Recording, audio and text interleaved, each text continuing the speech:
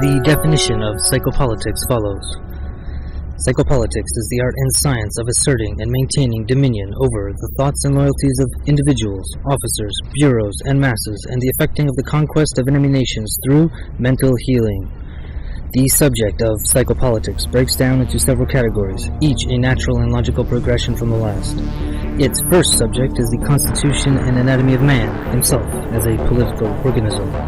The next is an examination of man as an economic organism, as this might be controlled by his desires. The next is classification of state goals for the individual and masses. The next is an examination of loyalties. The next is the general subject of obedience. The next is the anatomy of the stimulus response mechanisms of man. The next is the subject of shock and endurance. The next is categories of experience. The next is the catalyzing and aligning of experience. The next is the use of drugs. The next is the use of implantation. The next is the general application of psychopolitics within Russia. The next is the organization and use of counter-psychopolitics. The next is the use of psychopolitics in the conquest of foreign nations. Next is psychopolitical organizations outside Russia, their composition and activity. The next is the creation of slave philosophy in a hostile nation. The next is countering anti-psychopolitical activities abroad. And the final one, the destiny of psychopolitical rule in a scientific age.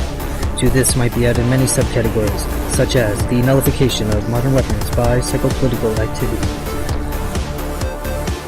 The strength and power of psychopolitics cannot be overestimated, particularly when used in a nation decayed by pseudo-intellectualism, where exploitation of the masses combines readily with psychopolitical actions, and particularly when the greed of capitalistic or monarchical regimes has already brought about an overwhelming incidence of neurosis, which can be employed as the groundwork for psychopolitical action and a psychopolitical core.